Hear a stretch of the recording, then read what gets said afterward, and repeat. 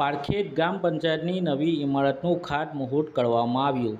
રાજ્યમાં વહીવટી કામગીરીને વધુ મજબૂત બનાવવા માટે પંચાયત ભવનોનું આધુનિકીકરણ કરવામાં આવી રહ્યું છે।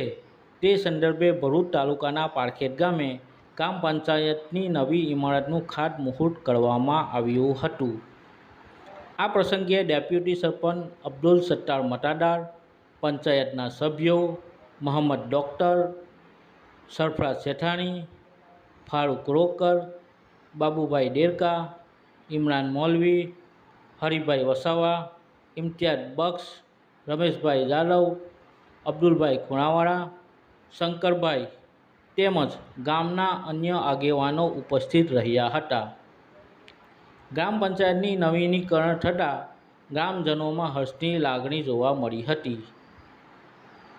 ડેપ્યુટી સરપંચે ઉપસ્થિત તમામ આગેવાનોનો આભાર વ્યક્ત કર્યો હતો। ગ્રામ પંચાયતની નવી ઇમારત અંદાજિત 25 લાખના ખર્ચે નિર્માણ પામશે। નવી પંચાયત ઇમારતથી ગામના વિકાસને નવી દિશા મળશે અને વહીવટી કામગીરી વધુ સુવિધાજનક બનશે। ઇમરાન મરચા, પાલેજ।